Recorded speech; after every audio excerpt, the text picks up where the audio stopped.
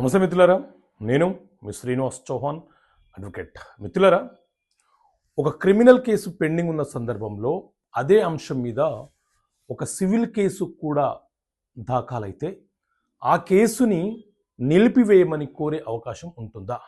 So మిత్రులారా, Shri Vasudeva Reddy versus సంగమేశ్వరప్ప అనే కేసులో హైకోర్టు ఒక కీలకమైనటువంటి తీర్పునిచ్చింది. కేసు యొక్క సారాంశం ఏంటి అంటే, ఒక వ్యక్తి తన వద్ద అప్పు తీసుకొని తిరిగి వడ్డీతో సహా చెల్లిస్తానని చెప్పి ప్రామిసరీ నోటు రాసిచ్చి అప్పు తీసుకున్నాడు. అతను చెల్లించకపోవడంతో అప్పిచ్చిన వ్యక్తి అతని మీద మొదట చెక్ బౌన్స్ కేసు ఫైల్ చేసినాడు. చెక్ బౌన్స్ కేసు పెండింగ్లో ఉన్నప్పుడే అతను తిరిగి మనీ రికవరీ సూట్ పేరుతో ప్రామిసరీ నోటు ఆధారంగా చేసుకొని సివిల్ కేసు ఫైల్ చేసినాడు. సో ఎవరైతే బాధితుడు అంటే ముద్దాయి ఎవరైతే ఉన్నారో ఆ వ్యక్తి హైకోర్టులో సెక్షన్ 10 ఆఫ్ సిపిసి ప్రకారంగా క్రిమినల్ కేసు అయిన చెక్ బౌన్స్ పెండింగ్లో ఉన్నప్పుడు అతను సిపిసి చట్ట ప్రకారంగా మరొక దావా దాఖలు చేశాడు కాబట్టి దాన్ని నిలిపివేయమని చెప్పి కోరాడు. సో దీని మీద విచారణ జరిపినటువంటి హైకోర్టు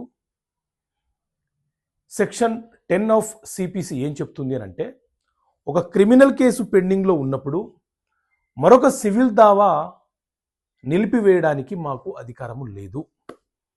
సెక్షన్ 10 ఏం చెప్తుంది అని అంటే, ఒక సివిల్ సూటు పెండింగ్లో ఉన్న సందర్భంలో అదే అంశం మీద మరొక సివిల్ సూటు దావా దాఖలు చేస్తే దానిని మాత్రమే నిలిపివేయాలి లేదా మెర్జ్ చేయాలి అనే అంశం గురించి తెలియపరుస్తుంది. కాబట్టి ఈ సెక్షన్ 10 ఆఫ్ సిపిసి అనేది స్టే ఆఫ్ సూట్ అనేది దీనికి అప్లికేబుల్ కాదు అని తిరస్కరించడం జరిగింది.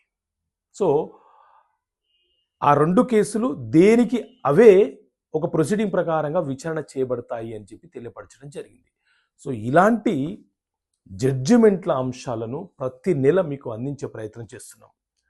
కేసు నెంబర్తో సహా ఎక్కడ లభిస్తుంది, ఏ కోర్టు తీర్పునిచ్చిందో మీకు అర్థమయ్యే భాషలో హైకోర్టు, సుప్రీంకోర్టు ఇచ్చిన తీర్పుల సంచికను మీకు అందించే ప్రయత్నం చేస్తున్నాం. కావాలనుకుంటే ఇక్కడ కాల్ చేసి మీరు సభ్యత్వం తీసుకోవచ్చు.